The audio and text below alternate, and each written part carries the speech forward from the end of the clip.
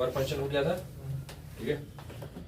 बाकी यूनिट समझा दिया था उसकी कि लास्ट में वर्क फंक्शन क्या होता है, न्यूक्लियस में और जो इलेक्ट्रॉन के बीच में एक अट्रैक्शन की फोर्स जो होती है, या जो एक इलेक्ट्रोस्टैटिक आप अट्रैक्शन बोलते हो, उसी अट्रैक्शन के फोर्स को कैंसल करने के लिए या खत्म करने के लिए जितनी एनर्जी आप देते हो उसी को हम क्या बोलते हैं, वर्क फंक्शन बोलते हैं। अब आप चाहो उसको W0, देखो डायमेंशन से कोई मतलब नहीं है, आप उसको किसी से भी कर सकते हो, आप W0 से भी कर सकते हो, E0 से भी कर सकते हो, डायरेक्ट मैटर फाई से भी कर सकते हो, उससे उतना कोई ज्यादा बैटर नहीं बनता। हाँ बस ये है कि आप जिससे भी करिएगा पेपर में नीचे वेयर करके लिख दीजिएगा कि हमने इसी को माना है, इसको वर्क फंक्शन, ठीक है। यूनिट बाकी बता दिया था, क्योंकि वर्क फंक्शन आपका बेसिकली एक तरीके का एनर्जी होता है और एनर्जी की यूनिट आपकी जूल किलो जूल होती है, लेकिन क्योंकि आप इलेक्ट्रॉन और न्यूक्लियस के बीच लेवल तक का जा रहे हैं तो उतनी छोटा फिर आप यूनिट यूज करना पड़ेगा आपको, जो कि किलो जूल और जूल कैसी यूनिट है, एक बड़ी यूनिट होती है, तो छोटा जाना पड़ेगा। छोटे जाने के लिए आपने कौन सी यूनिट यूज की थी वहां पे, इलेक्ट्रॉन वोल्ट। और एक इलेक्ट्रॉन वोल्ट को अगर आपको जूल में कन्वर्ट करना हो तो आप क्या करते थे, जो भी इलेक्ट्रॉन का चार्ज होता है उससे आप मल्टीप्लाई कर दीजिए, वो जूल में कन्वर्ट हो जाएगा, ठीक। अच्छा, उसके बाद आता है आपका थ्रेशोल्ड फ्रीक्वेंसी। उससे पहले जनरली अभी आइंस्टीन का फोटो इलेक्ट्रिक इक्वेशन ही वही बनेगा, लेकिन ऐसे समझ लो, देखो जब भी आप लाइट किसी भी सरफेस से, किसी भी मेटल सरफेस से अगर आप इलेक्ट्रॉन को निकालना चाह रहे हैं, जैसे मान लो ये आपका एक मेटल है और आपने इस मेटल पर सनलाइट को एमिट किया, सनलाइट को आपने डाला। अब जब ये जो सनलाइट आपने इस पे डाला, जब सनलाइट डालोगे बेसिकली तो ये फोटो इमिशन कहलाएगा, फोटो इलेक्ट्रिक इमिशन। इस मेटल के अंदर, क्योंकि ये जो आपका मेटल है ये मेटल बना होगा किसी ना किसी एटम से, और इस एटम के अंदर इलेक्ट्रॉन होगा जो कि लूजली बाउंड होगा, बाकी प्रोटॉन और न्यूट्रॉन आपका न्यूक्लियस में पैक होगा। तो ये तो निकलने से रहे, जो निकलने की परमिशन है वो किसको है, सिर्फ इलेक्ट्रॉन को है। तो ये जो लूजली बाउंडेड इलेक्ट्रॉन है किसी भी एटम के अंदर, वो सनलाइट का पड़ते या लाइट के पड़ते ही वो निकल जाएगा। ये हम जनरल में कहते हैं कि किसी भी मेटल सरफेस पर अगर हमने लाइट गिराया तो उस मेटल के अंदर का जो एटम होगा और उस एटम के अंदर जो मोस्ट लूजली बाउंड होगा, जो कि आपका इलेक्ट्रॉन होता है, वो उस सरफेस से बाहर छोड़ देगा। मतलब अट्रैक्शन टूट जाएगा और उस सरफेस से क्या हो जाएगा, बाहर हो जाएगा। तो इसको बेसिकली हमने बोला था फोटो इलेक्ट्रिक एमिशन। अब एक सवाल है कि हर लाइट के गिरने से इलेक्ट्रॉन नहीं निकल सकता है, कि ऐसे नहीं है कि आप राह चलते कोई भी लाइट आप गिरा दीजिए और मेटल से इलेक्ट्रॉन निकाल देगा। नहीं, आपने कल पढ़ा था कि हर मेटल का वर्क फंक्शन अलग अलग होता है, सबका अपना अपना डिसाइडेड है कि सोडियम के लिए वर्क फंक्शन कितना होगा, पोटेशियम के लिए वर्क फंक्शन कितना होगा, या जिंक के लिए वर्क फंक्शन कितना, सबका अपना अपना डिसाइडेड है। तो ऐसे कोई भी रैंडम लाइट आप गिरा दीजिए और निकल जाए, ऐसे कोई भी राह चलता आके आपके घर पे कोई कंप्लेंट करके चला जाए कि इसको यहाँ देखे थे, तो ऐसे घर वाले नहीं मानेंगे। कोई स्पेसिफिक आपके घर का होना चाहिए, कोई रिलेटिव होना चाहिए, तब एक बार घर आप कोचिंग आए हैं ये कह के कि कोचिंग आ रहे हैं, लेकिन इनकेस आप कहीं और हैं। अब कोई भी ऐसे घर चला जाए कि आपको बच्चा कोचिंग नहीं गया था, तो वो नहीं मानेंगे ना। लेकिन अभी आपका कोई रिलेटिव आपको देख ले, वो जाके घर कहते कि आज ये कोचिंग नहीं गया था, जब उसका देखे, तो एक बार घर वाले जरूर सोचेंगे, क्योंकि वो एक कह सकते हो मिनिमम इंटेंसिटी है, वो एक आपके पास इंटेंस दे दिया गया है। वैसे ही हर किसी लाइट के गिरने से किसी भी मेटल से इलेक्ट्रॉन इजेक्ट नहीं होता है। हमें ये मिल गया एक चीज कि लाइट के गिरने की भी अपनी एक पर्टिकुलर क्या होती है, इंटेंसिटी होती है, कि हमें मिनिमम उस फ्रीक्वेंसी की लाइट हमें गिरानी पड़ेगी। क्योंकि आपको पता है हर लाइट के पास अपनी फ्रीक्वेंसी होती है और हर लाइट के पास अपना वेवलेंथ होता है। क्लास 11 में केमिस्ट्री में इतना पढ़ाया गया होगा। विजिबल रीजन आपके पास होते हैं, या आपने उससे पहले नील्स बोर का कुछ पढ़े थे, याद है, 5 किए थे। सबसे पहला था लाइमन, दूसरा था बामर, तीसरा पास्चन, ब्रैकेट, बिफोर्ड, हम्प्रे। तो ये थे, उनमें से आपके पास विजिबल रीजन आता था, violet, indigo, blue, green, yellow, orange, red. सभी लाइट्स के पास अपना अपना क्या होता है, वेवलेंथ, और सभी लाइट्स के पास अपना अपना क्या होता है, फ्रीक्वेंसी। सबसे ज्यादा वेवलेंथ किस लाइट की होती है, रेड की, और सबसे कम वेवलेंथ। तो इसका मतलब है अगर वेवलेंथ सबकी अपने पास है तो सबके पास फ्रीक्वेंसी भी, क्योंकि वेवलेंथ और फ्रीक्वेंसी में रिलेशन इनवर्सली का होता है, जिसका वेवलेंथ ज्यादा होता है उसका फ्रीक्वेंसी कम होता है। इसका मतलब जिसके पास वेवलेंथ उसके पास उसकी फ्रीक्वेंसी भी होगी। तो हर लाइट की फ्रीक्वेंसी अलग अलग होगी। तो लाइट भी जो आप गिरा रहे हैं उस लाइट की अपनी एक मिनिमम फ्रीक्वेंसी होनी चाहिए। हर मेटल अपना अपना डिसाइड किया है, उतने फ्रीक्वेंसी की लाइट जब हमारे ऊपर गिरेगी तभी मैं अपने अंदर के इलेक्ट्रॉन को इजेक्ट करूंगा। हो सकता हो आपने, just an example, as a compulsory मैं एग्जांपल दे रहा हूं, आपके पास सोडियम का मेटल है, आपने उसमें वायलेट रेड गिराया, इलेक्ट्रॉन नहीं निकला, लेकिन आपने उसमें रेड गिराया, वो निकाल दिया तुरंत। तो इसका मतलब है सोडियम को निकालने के लिए जो फ्रीक्वेंसी रेड लाइट के पास है उतनी फ्रीक्वेंसी हो सकता है वायलेट के पास ना प्रेजेंट हो, इसलिए इलेक्ट्रॉन नहीं निकल रहा है। तो हर मेटल के लिए उस पे कौन सी लाइट गिरेगी और किस लाइट से वो इलेक्ट्रॉन को इजेक्ट करेगा, सबका अपना अपना फिक्स्ड होता है। ठीक, अब इलेक्ट्रॉन को निकालने के दो रास्ते हैं, उसमें दो काम करना पड़ेगा आपको। पहला जो आपने कल किया, दो लोगों के बीच का पहले आप क्या तोड़िए, अट्रैक्शन। तो पहले अट्रैक्शन तोड़िए, न्यूक्लियस और इलेक्ट्रॉन के बीच का अट्रैक्शन तोड़िए, और उसको तोड़ने के लिए जो मिनिमम एनर्जी थी उसी को आपने क्या बोला था, वेव फंक्शन। निकालने के बाद वो बाहर नहीं आएगा भी, वो वहीं रहेगा, क्योंकि जनरली केमिस्ट्री में हम ये पढ़ लेते हैं कि किसी भी मेटल से, किसी भी एलिमेंट से इलेक्ट्रॉन को बाहर निकालते हैं तो बेसिकली उसका नाम नाइट्रेशन दिया था। लेकिन ये अभी कहानी आधी है, आपने सिर्फ अट्रैक्शन तोड़ा है अभी, न्यूक्लियस और इलेक्ट्रॉन के बीच का सिर्फ आपने अट्रैक्शन तोड़ा है। अट्रैक्शन तोड़ोगे तो इलेक्ट्रॉन सिर्फ बाहर जाएगा, इलेक्ट्रॉन ने सिर्फ अपना अट्रैक्शन छोड़ा है, लेकिन अभी भी वो न्यूक्लियस अपने इलेक्ट्रॉन पर पकड़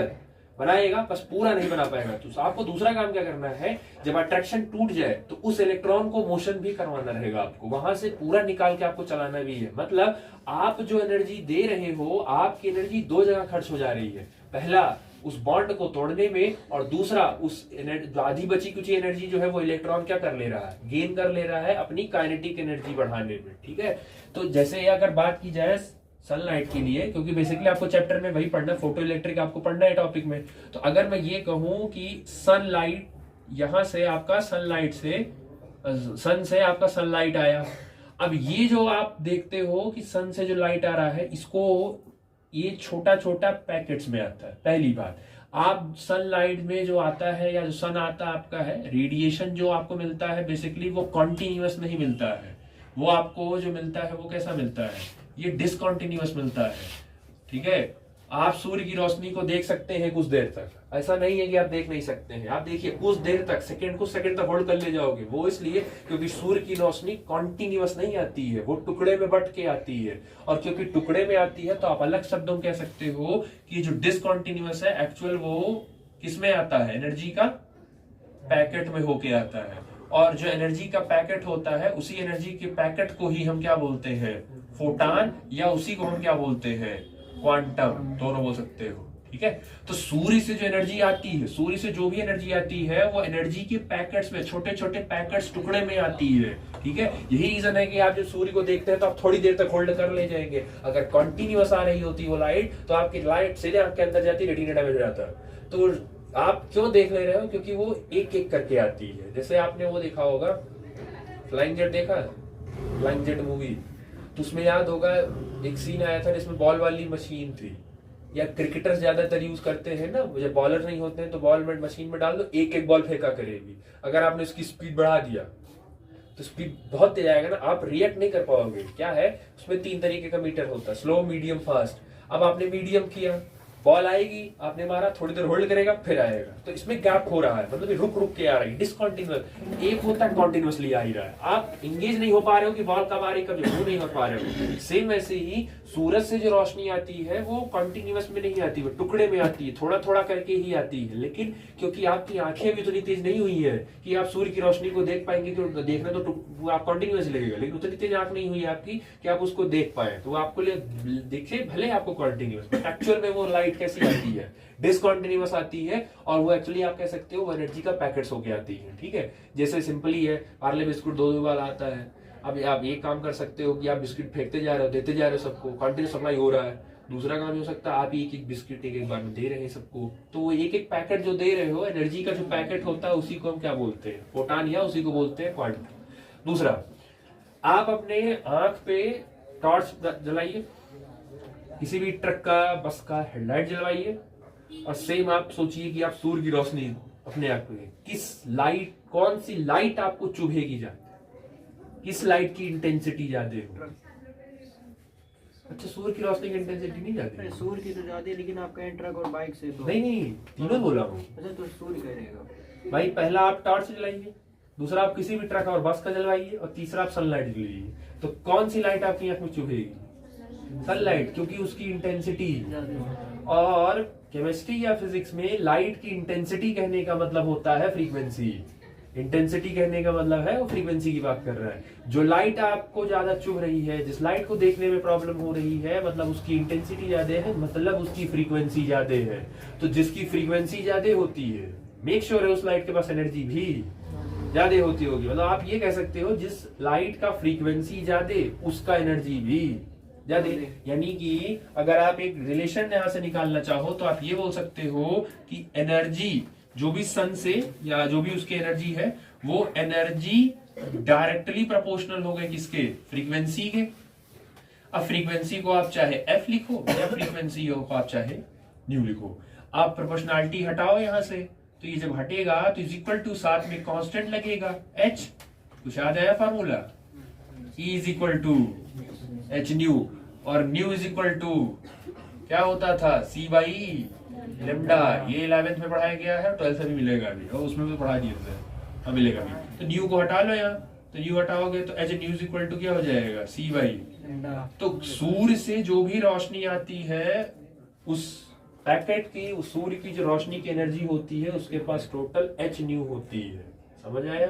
ठीक। अब आप कौन सी लाइट गिरा रहे हैं, किस मेटल पर गिरा रहे हैं, बहुत सारी चीजें मैटर करते हैं। तब जाके वो एक इलेक्ट्रॉन कहीं से इजेक्ट होता है, इलेक्ट्रॉन कहीं से निकल रहा होता है। ठीक है। तो क्या है कि जब सनलाइट से ये एनर्जी का पैकेट जिसकी वैल्यू एच न्यू है, जब ये यहाँ पे गिरता है, यहाँ पे गिरा, तो अब क्योंकि आपने टोटल एनर्जी तो एच न्यू दिया उसको, अब उस एटम के अंदर आपका न्यूक्लियस प्रेजेंट है और उसके बाद आपका नंबर ऑफ शेल्स प्रेजेंट है। तो मान लीजिए आपके पास ये इलेक्ट्रॉन रहा और ये, तो इलेक्ट्रॉन और न्यूक्लियस के बीच में लग रहा था एक अट्रैक्शन फोर्स। आपने बाहर से एनर्जी उसको इतना दिया था, आपने ई एनर्जी उसको दिया था या एच न्यू एनर्जी आपने दिया, आधी एनर्जी चली गई इन दोनों के अट्रैक्शन को खर्च करने में। तो टोटल एनर्जी में से जितनी एनर्जी उसका अट्रैक्शन तोड़ने चली गई, that minimum energy is known as work function.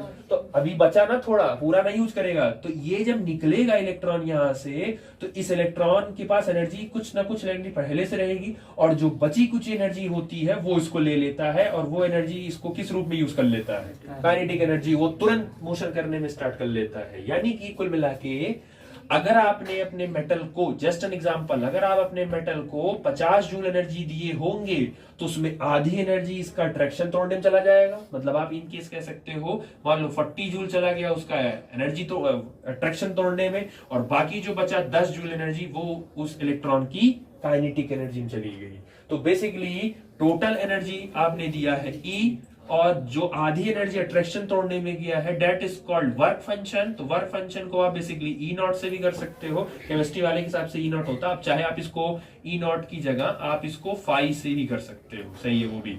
और प्लस आधी एनर्जी उसकी चली गई काइनेटिक एनर्जी में। यही अभी आगे चल के एक बार फिर से करवाएंगे, या अभी ये कर लो, यही कहलाता है photo Einstein equation, photo electric Einstein equation, कि जितनी भी एनर्जी दी थी हमने, उसमें आधी एनर्जी चली गई वर्क फंक्शन में और आधी एनर्जी खर्च हो गई काइनेटिक एनर्जी में। अब सवाल ये है कि मान लीजिए, ये तो मैंने जैक्सन एग्जांपल वैल्यू देके सेट किया आपको, 50 जूल 40 10 एग्जांपल था। अब आप ये बताइए, मान लीजिए आपसे किसी ने कहा कि हमने 70 जूल एनर्जी दिया, तो 70 जूल में आप कैसे बांटेंगे उसको, कि कितना वर्क फंक्शन में देना है और कितना काइनेटिक में देना है, आप कैसे बांटेंगे उसको? क्या दोनों की एनर्जी बराबर होगी कि किसी एक की ज्यादा होगी? किसी, मान लो 70 है, माने आप 70 दिया, तो 35 वर्क फंक्शन और 35 काइनेटिक, या काइनेटिक ज्यादा वर्क फंक्शन कम, या वर्क फंक्शन ज्यादा काइनेटिक कम। एमसीक्यू में बनाएगा, the division of given energy is equal to kinetic and work function, greater than kinetic than work function, greater than work function than kinetic, none of the above. तो कौन सी ज्यादा होगी या कौन सा कम होगा, या दोनों बराबर होगा? बॉन्ड तोड़ने वाला ज्यादा होगा, वर्क फंक्शन ज्यादा होगा, ठीक, काइनेटिक्स। चलो एक जवाब आया, और सोचो कौन सा ज्यादा होना चाहिए? बॉन्ड तोड़ने वाला ज्यादा, और एनर्जी कम, और जो बचेगा उसमें। बोलो बोलो बोलो, क्यों जाती हो? दोनों के बीच का बॉन्ड तोड़ने वाला वो एनर्जीज को ज्यादा देगा ना। बीच का बॉन्ड तोड़ना है, उसमें एनर्जी तो ज्यादा लगेगी। चलो दिमाग काम कर रहा है। रिश्ता तोड़ने में टाइम लगता है, बॉन्ड तोड़ने में टाइम लगता है, भाई थोड़ा टाइम लगता है। बॉन्ड तोड़ दो, बस तोड़ने में तो टाइम है, ज्यादा मेहनत तुझे तोड़ने में तो करना है। एक बार टूट गया तो लेके भागो, चाहे जहां उसको फेंको, उससे नहीं मतलब है। तो ये याद रखिएगा, जब भी आप किसी भी मेटल को एनर्जी सप्लाई करते हैं तो उसमें उसका 80 to 90% एनर्जी उसका अट्रैक्शन तोड़ने में ही चला जाता है। बाकी जो 10-5% बचा है वो उसके इम्कांस में जाती है। तो अगर 70 जूल आपने एनर्जी दिया होगा तो ये मान के चलिए लगभग 55 जूल से लेके 60 जूल तक एनर्जी उसके बाद फंक्शन में चली जाएगी, बॉन्ड तोड़ने में चली जाएगी, अट्रैक्शन तोड़ने में चली जाएगी, और बाकी जो एनर्जी बचेगी उसी को क्या बोलते हैं, काइनेटिक एनर्जी में जाएगी। समझ आ गया? क्लियर हो गया? ठीक, तो ये ध्यान रखिएगा। ठीक है, उसके बाद ये तो ये हो गया। अभी थोड़ा वर्क फंक्शन की वैल्यू। अच्छा, इसकी वैल्यू क्या होती है? ये जो आपका ई नॉट है या वर्क फंक्शन है, ये बेसिकली एच न्यू नॉट होता है इसकी वैल्यू, क्योंकि बेसिकली एनर्जी ही ये भी एनर्जी होती है। तो जैसे आपने ये वाला E is equal to H nu किया है, सेम ऐसे ही work function E naught is equal to H nu naught, या आप अगर इसको फाई से कर रहे होंगे वर्क फंक्शन को तो एच, और फ्रीक्वेंसी अगर एफ से कर रहे होगे तो एफ नॉट। बस आप रिलेशन याद रखो कि कैसे रिलेशन फ्रेम करना है। अगर नॉट है तो नॉट रहेगा। लेटर्स आप कुछ भी डिनोट करिए, आप कुछ भी यूज करिए, बस लिखते समय बाद में नीचे आप where phi is equal to this is work function हम लिख दे रहे हैं, एच आपका प्लांक कांस्टेंट होता है, और एफ नॉट आप हम क्या बता दिए, ये फ्रीक्वेंसी है। अब ये थोड़ा सा ध्यान दो, ये फ्रीक्वेंसी कौन सी? ये भी फ्रीक्वेंसी। तो यहां फिर दो तरीके की फ्रीक्वेंसी आती है। ये जो आपने एफ नॉट बोला है, that F not is called threshold frequency, ये थ्रेशहोल्ड फ्रीक्वेंसी है। और यहां पे जो आपने बोला है, ये आपने सिर्फ फ्रीक्वेंसी बोला है। तो यहां से फिर एक नया टॉपिक आ गया बेसिकली, कि अगर मैं ये बोलूं, अगर फ्रीक्वेंसी न्यू नॉट जाते हैं, एच तो वैसे भी कांस्टेंट है, अगर न्यू नॉट जाते हैं तो उसका एच ई नॉट जाते होगा कि नहीं जाते होगा। अगर थ्रेशोल्ड फ्रीक्वेंसी जाते हैं तो उसका वर्क फंक्शन भी जाते होगा। तो यहां से फिर थ्रेशोल्ड। अब पहले एक चीज क्लियर कर लो, थ्रेशहोल्ड, जो थ्रेशहोल्ड का शब्द, इस शब्द का पहले मतलब क्लियर कर लीजिए। थ्रेशहोल्ड शब्द का मतलब होता है दहलीज, शब्द का मतलब है दहलीज। ठीक है, उर्दू वर्ड है ये दहलीज। किसी भी मेटल के लिए कितनी फ्रीक्वेंसी की लाइट देनी है कि उससे उसका इलेक्ट्रॉन इजेक्ट हो जाए? द मिनिमम फ्रीक्वेंसी, रिपीट कर रहे हैं, the minimum frequency by which an electron eject from any metal surface is known as threshold frequency. किसी भी मेटल सरफेस के लिए वो मिनिमम फ्रीक्वेंसी जिसपे इलेक्ट्रॉन उस मेटल से इजेक्ट हो जाए, that minimum frequency is called threshold frequency. और सबकी अपनी अपनी डिसाइड होती है, पहले से डिसाइड होती है। अगर आप सोडियम ले रहे हैं तो सोडियम का threshold frequency new not decide होगा, हो सकता है पहले से डिसाइड हो 2.5। तो आपको कम से कम आपको अब सोडियम से इलेक्ट्रॉन निकालने के लिए आपको 2.5 इलेक्ट्रॉन वोल्ट तो आपको देना ही देना पड़ेगा, इतना तो आपको देना ही पड़ेगा। अगर आपने इसको 2.4 किया तो वो अभी मिनिमम अभी उस तक नहीं पहुंचा है, मतलब आपको उतना तो उसको देना ही पड़ेगा। उससे ज्यादा दो कोई दिक्कत नहीं, लेकिन उससे कम नहीं देना है। तो थ्रेशोल्ड फ्रीक्वेंसी वो फ्रीक्वेंसी होती है जिसपे कोई भी मेटल अपने अंदर से इलेक्ट्रॉन को इजेक्ट कर सकता है। समझ आया? क्लियर हुआ? अब एक चीज और उड़ाई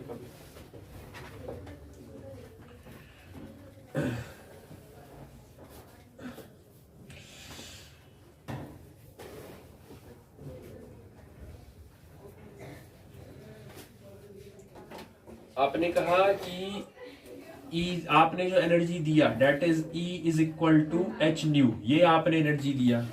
थ्रेशोल्ड वर्क फंक्शन जो था वो आपका E not is equal to H nu not था, ये आपने दिया।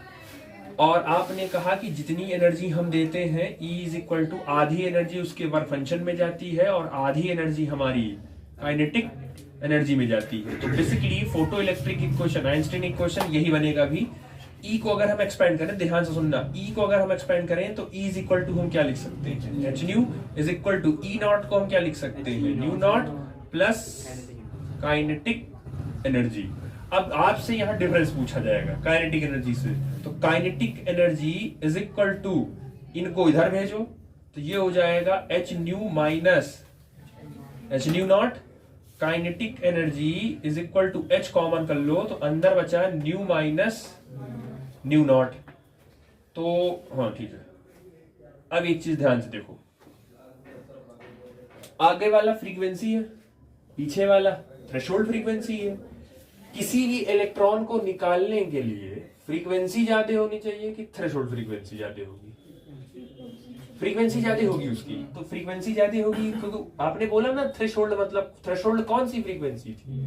मिनिमम फ्रीक्वेंसी है, मिनिमम फ्रीक्वेंसी है। तो जो भी फ्रीक्वेंसी होगी और मिनिमम फ्रीक्वेंसी को जब आप पाए, इसका मतलब है, ध्यान सुनो, अगर आपको इलेक्ट्रॉन इजेक्ट कराना है फॉर इलेक्ट्रॉन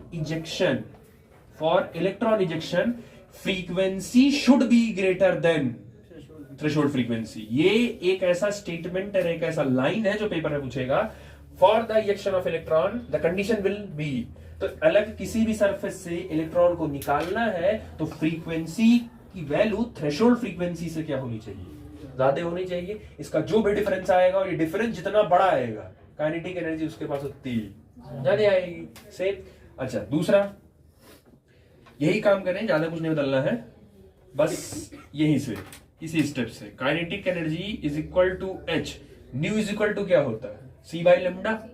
तो ये हो गया c by lambda minus H, और न्यू नॉट है तो न्यू नॉट क्या लिख सकते हो? सी बाई लेमडा नॉट, क्योंकि सी तो स्पीड ऑफ लाइट है, वो तो कांस्टेंट है, बदलेगा नहीं। कॉमन क्या है इसमें? एच और सी कॉमन है, तो एच और सी को बाहर कर लो तो अंदर बचा 1 by lambda minus 1 minus lambda naught. ठीक, ये डेरिवेशन में तो आ सकता है कि फ्रीक्वेंसी के बाद आपसे वो हो सकता है ड्राइव करवा दें कि आप वेवलेंथ में आप जो भी फ्रीक्वेंसी आई है उसको वेवलेंथ के टर्म में आप ड्राइव कर दीजिए कि कैसे काइनेटिक एनर्जी, जैसे यहाँ काइनेटिक एनर्जी किस पे डिपेंड कर रही है? फ्रीक्वेंसी पर, और यहाँ काइनेटिक एनर्जी किस पे डिपेंड कर रही है? वेवलेंथ पर। तो हो सकता है वो कह दें कि drive the equation by which kinetic energy of an electron depends on the wavelength of electron या वेवलेंथ ऑफ लाइट, वो कह सकते हैं। समझ आया? ठीक।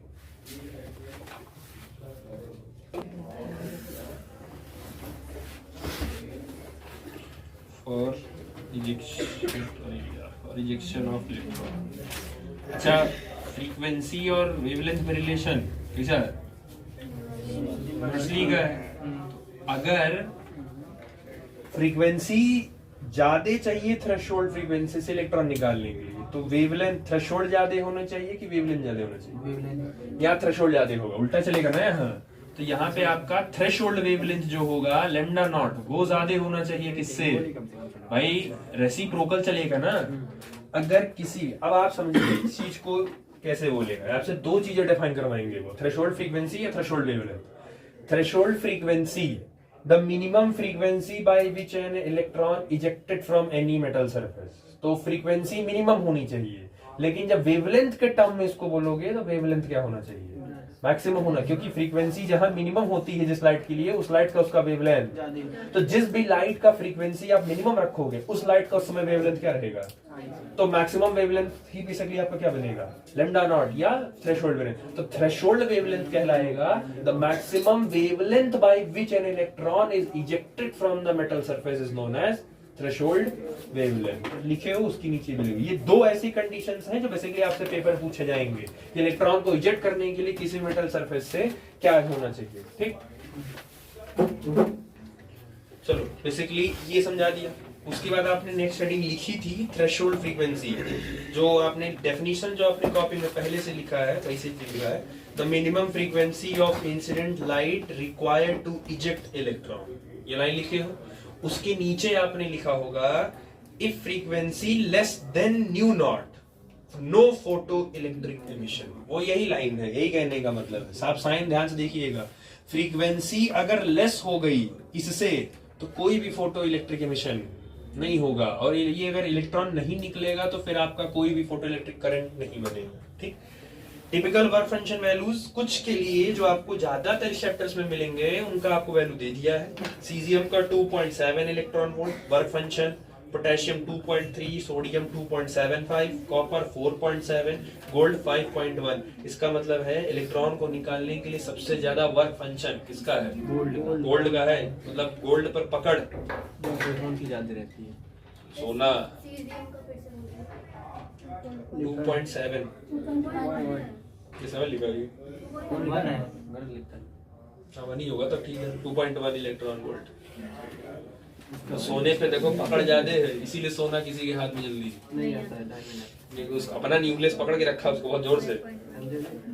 लो work function metal are used in photo electric cells. जिनके वर्क फंक्शंस लो होते हैं वो ज्यादातर फोटो इलेक्ट्रिक सेल्स में यूज किए जाते हैं। वो जान सोलर पैनल जो देखते हो उसमें जो सेल यूज किया जाता है वो ऐसा ही यूज किया जाता है जिसका वर्क फंक्शन कम हो। तो वो जो प्लेट आप देखते हो बेसिकली उसमें सीजियम की कोटिंग की गई होती है। जो ब्राउन ब्राउन आपको देखता है प्लेट, वो सीजियम की कोटिंग होती है, वो मेटल सीजियम होता है, ताकि इलेक्ट्रॉन जब भी सूर्य की रोशनी उस सीजियम मेटल पर पड़े तो वहां से इलेक्ट्रॉन जल्दी इजेक्ट हो जाए। ठीक, important points. Work function depends on the material of the metal. आपने कौन सा मेटल लिया है इस पे डिपेंड करता है। ठीक, higher work function, harder to remove electron, समझा दिए कल ही।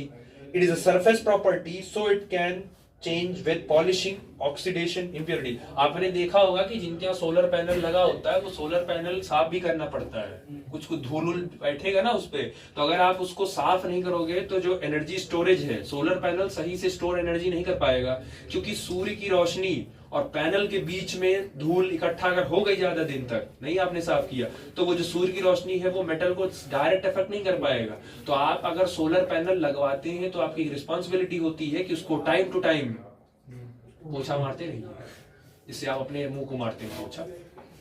अभी शादियों का सीजन चल रहा है, एक लंबा सा ब्रश आता है, उसको सामान में डुबो के इसको ब्रश ऐसे ऐसे करके लोग मारते हैं, तैयार हो गया। एक्सपीरियंस से मैंने देखा है ना, लोग हर तरीके का ब्रश आता है। आंख के लिए अलग ब्रश है, चीक के लिए अलग ब्रश है, ब्लशर है, वैसे से करके सिर्फ ऐसे से करते हैं रेड करने के लिए, यहाँ वाले के लिए अलग है। देखा है तो जैसे वहां ब्रश मारते हैं आप, वैसे ही आपको सोलर पैनल पे ब्रश मारते रहे। दीवार का ब्रश अलग होता है, पेंट वाला ऊंची ही होता है कुल मिला के, तो ऊंची कहते हैं। पॉलिशिंग करते रहिए, ऑक्सीडेशन बेसिकली इंप्योरिटीज हटाते रहिए। ठीक, नेक्स्ट जो इस चैप्टर के लिए बेसिकली ये चैप्टर पढ़ाया इसीलिए जा रहा है, इसी टॉपिक के लिए, फोटो इलेक्ट्रिक इफेक्ट नाम से क्लियर रख लो। फोटो इलेक्ट्रिक इफेक्ट, फोटो का मतलब है लाइट गिरेगा, लाइट गिरने से इलेक्ट्रॉन इजेक्ट होगा, इलेक्ट्रॉन इजेक्ट होगा तो इलेक्ट्रॉन मोशन में करेगा और उसके अपोजिट में क्या दौड़ेगा? करंट। तो बेसिकली लाइट के पड़ने से इलेक्ट्रॉन निकलेगा और इलेक्ट्रॉन के निकलने से वहां करंट बनेगा, इसलिए टॉपिक का नाम पड़ा है photo electric effect. The phenomena of emission of electron from the surface of metal when a radiation of suitable frequency falls on it, it is known as photoelectric effect। जब भी किसी भी मेटल पर एक सुटेबल फ्रीक्वेंसी की light जब आप गिराते हैं तो उस मेटल से इलेक्ट्रॉन इजेक्ट हो जाता है, और इसी पूरे फेनोमेना को क्या कहते हैं? फोटो इलेक्ट्रिक इफेक्ट बोलते हैं। The emitted electrons are photo electron, जो भी इलेक्ट्रॉन वहां से निकलते हैं उसको फोटो इलेक्ट्रॉन कहते हैं, और इस प्रक्रिया में जो भी करंट वहां बन के निकलता है या जो भी करंट बनता है उसको हम फोटो इलेक्ट्रिक करंट बोलते हैं। ठीक, एल्कली मेटल्स लाइक, एल्कली जान रहे हो ना, पीरियोडिक टेबल में 18 ग्रुप है। पहला ग्रुप अलीन से फरियाद, और दूसरा वाला ग्रुप एल्कलाइन अर्थ मेटल, बेटा मांगे कार स्कूटर बाबरा जी। तो जो पहले वाले हैं lithium, sodium, potassium, cerium, francium, so electro photo electric effect with visible light, whereas the metal like zinc, cadmium, magnesium etc are sensitive only to ultraviolet light। तो light बता दिया है, जो अल्कली मेटल्स होते हैं वो विजिबल लाइट पे ही निकल जाएंगे। विजिबल लाइट का मतलब विबज्योर, यही विजिबल होता है। तो विबज्योर वाली लाइट अगर आप गिराओगे इन सारे मेटल्स पर अल्कली पे तो इलेक्ट्रॉन उतने पे निकाल देगा। लेकिन अगर आप मैग्नीशियम लेते हो, जिंक लेते हो, कैडमियम लेते हो तो इनके लिए आपको अल्ट्रावायलेट लाइट लेनी पड़ेगी, तभी इलेक्ट्रॉन बाहर निकलेगा। ठीक, एज इट इज जो फिगर बनाए हो, फिगर समझ में आ गया होगा। मेटल है, सरफेस है, वहां से रेडिएशन गिर रहा है और इलेक्ट्रॉन वहां से इजेक्ट हो रहा है। ठीक, The phenomena of photoelectric effect was discovered by the Hendrik Hertz in 1887, while detailed investigation on photoelectric emission was done by the Wilhelm Helmholtz and Philip Lenard।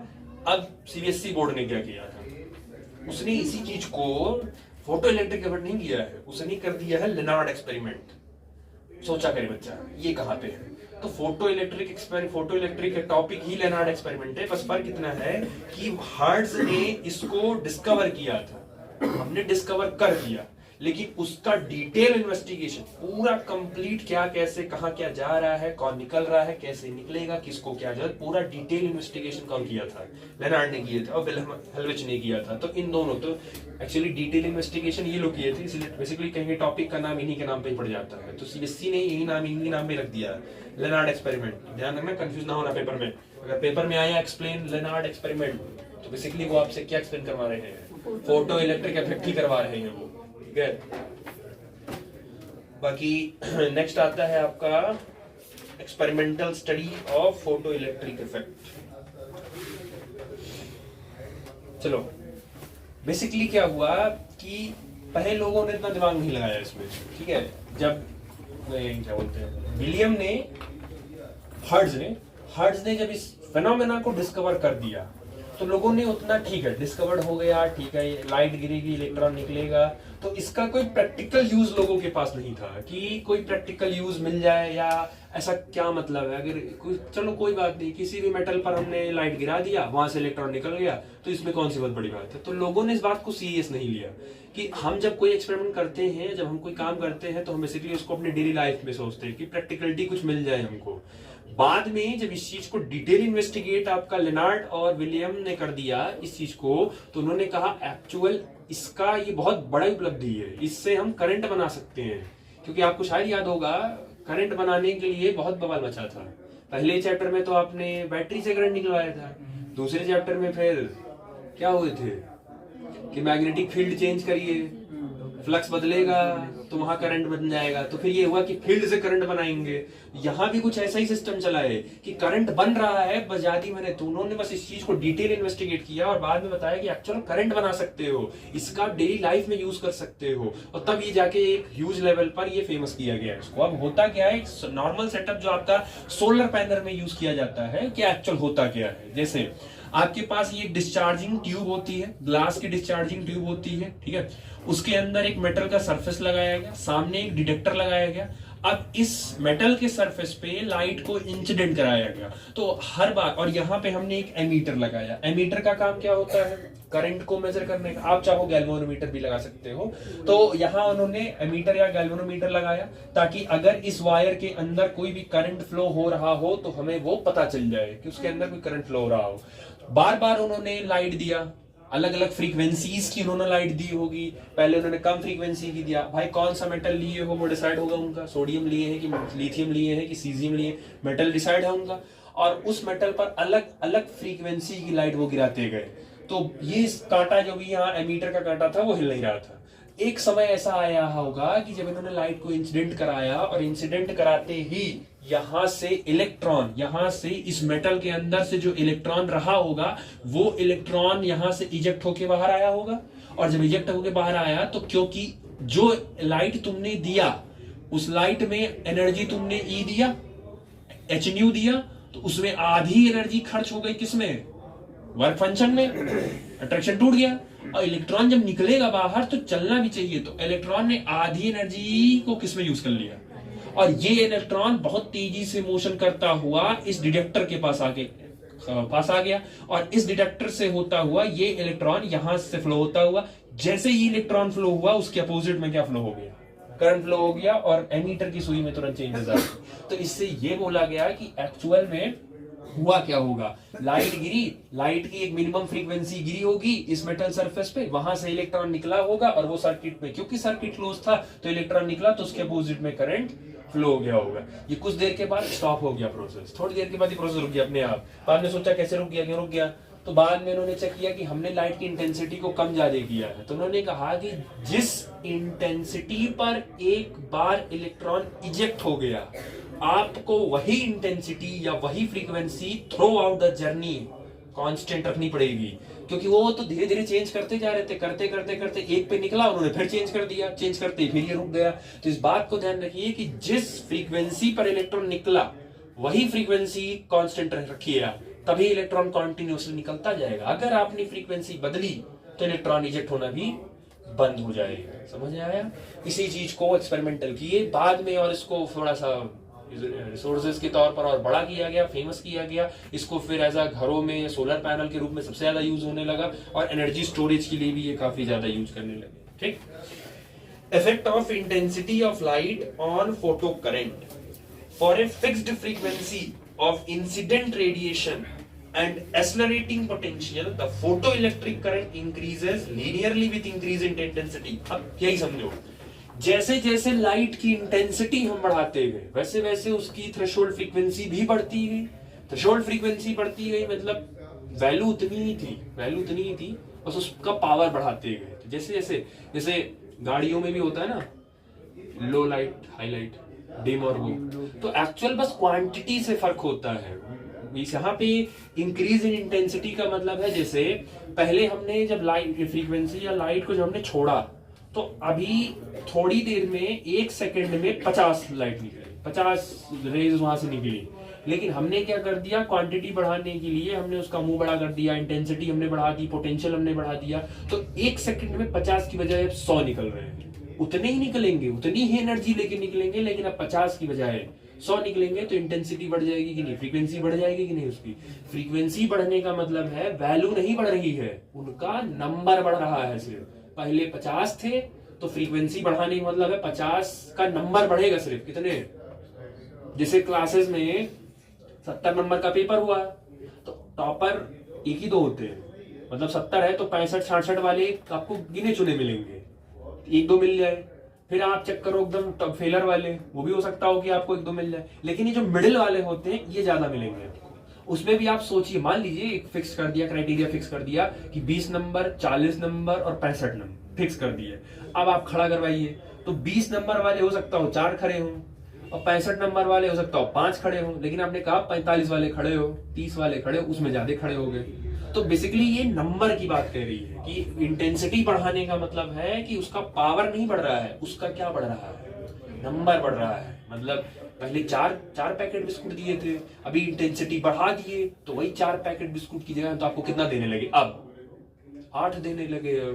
तो बिस्कुट तो अभी भी उतना ही मिलेगा, 1 पैकेट में जितना है उतना एनर्जी ही मिलेगी, बस 4 की जगह क्या हो गया, जो टेस्ट पहले पैकेट का होगा वही टेस्ट दूसरे पैकेट का भी होगा, जितना नंबर पहले पैकेट में होगा उतना नंबर दूसरे पैकेट में भी होगा, बस हमने पैकेट बढ़ा दिए।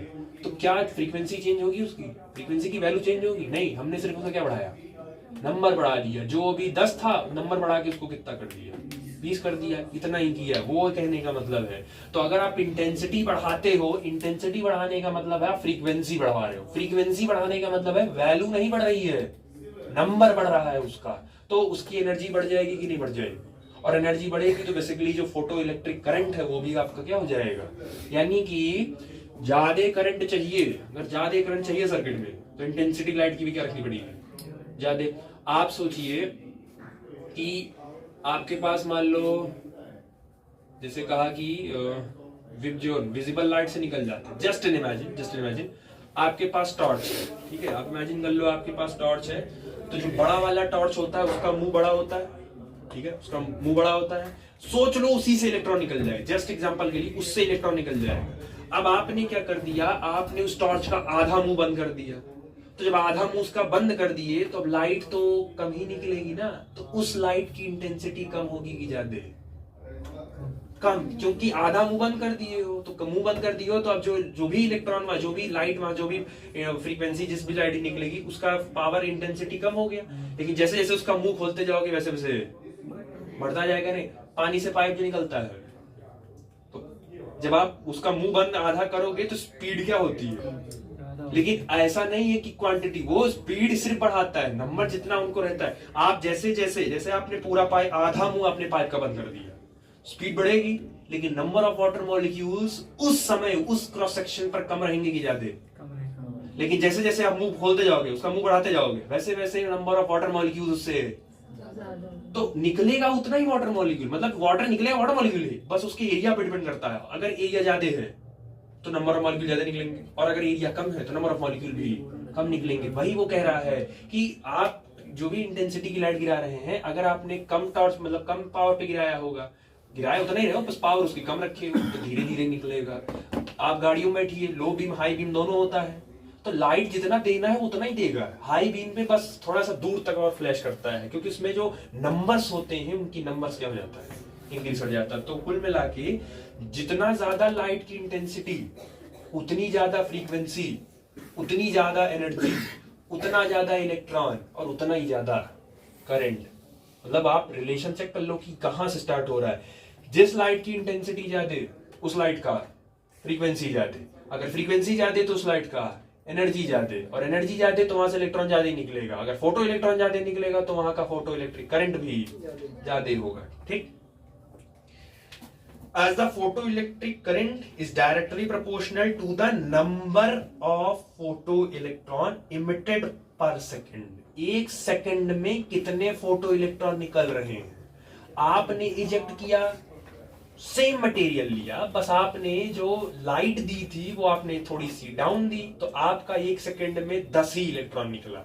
वही सेम हमने इंटेंसिटी बढ़ा दी, तो एक सेकंड में मेरा 50 इलेक्ट्रॉन निकल गया। तो फोटो इलेक्ट्रिक करंट किसका जाते है, मेरा ज्यादा, क्योंकि मैंने एक सेकंड में इंटेंसिटी बढ़ाई तो फोटो इलेक्ट्रिक नंबर बढ़ गया उसका करंट, तो वो बढ़ जाएगा आपका। वही वो कह रहा है, the number of photo electron emitted per second is directly proportional to the intensity of the incident radiation. किसी भी पर्टिकुलर क्रॉस सेक्शन से जितना लाइट आप निकालेंगे, अगर ये एक आपके पास ये क्रॉस सेक्शन है और एक क्रॉस सेक्शन ये है, मैं ये कह रहा हूं कि इतना ध्यान से देखना, इतना है, इतने सिर्फ नंबर फोटो इलेक्ट्रॉन निकलेंगे, जो भी निकलेगी इतने से निकले। इतना मैंने पाइप कर दिया, इतना पाइप कर दिया। अब यहां पे जो इंटेंसिटी जाएगी, और अगर मैं इसको पैक ना करूं यहां कर दूं, तो किसकी वाली ज्यादा इंटेंसिटी की रहेगी, नंबर के किस में फोटो इलेक्ट्रॉन का नंबर ज्यादा निकलेगा, पूरा वाले में। तो क्योंकि इसका एरिया ज्यादा है तो फोटो इलेक्ट्रॉन ज्यादा ही निकलेगा, करंट भी ज्यादा होगा। और अगर मैंने इसको आधा पैक करके और तब निकलवाऊं तो हो सकता है इसमें से कम निकले। तो वही कह रहा है, पर सेकंड में जितने ज्यादा फोटो इलेक्ट्रॉन निकालोगे पर सेकंड में, उतना ज्यादा उस सर्किट में करंट फ्लो होगा। पर सेकंड में फोटो इलेक्ट्रॉन जितना कम निकलेगा, उतना आपका फोटो इलेक्ट्रिक करंट भी कम होगा। समझ आया? ठीक। बाकी intensity is directly proportional to photoelectric current. ठीक है, directly proportional to photo electron emitted per second, समझा दिया। इनवर्सली प्रोपोर्शनल टू डिस्टेंस का सेम चीज है। अगर इन दोनों प्लेट के बीच का डिस्टेंस ज्यादा रख दोगे तो इस इलेक्ट्रॉन के भटकने का चांस ज्यादा है ना, वो निकलेगा भाई, तो उसको सीधे यहां से निकला तुरंत उसको भेजो। अगर आपने इसका डिस्टेंस बढ़ाया तो इलेक्ट्रॉन, क्योंकि हाई एनर्जी पे निकल रहा है ये, तो हाई एनर्जी वाली चीजें क्या हो जाती है, गाड़ियां हाई स्पीड पे क्या हो जाती है, सही था, डिसबैलेंस हो जाती है। वो बॉडी रोल होता है, फ्लक्चुएट हो जाती है ना लो स्पीड में। तो इतनी हाई स्पीड में जब ये निकलेगा तो अगर आपने इस प्लेट को, डिटेक्टर को दूर रख दिया तो ऊपर हो सकता है ऊपर नीचे चला जाए वो। तो ये ध्यान रखना है कि जहां से इलेक्ट्रॉन निकल रहा है और आपका डिटेक्टर दोनों थोड़ा सा पास ही हो, ताकि इधर से निकला इधर से गया तो उधर कैच हो जाना चाहिए तुरंत। नहीं तो आप अगर कैचिंग में प्रॉब्लम हुई तो वो प्रॉब्लम क्रिएट करेगा आपको। ठीक।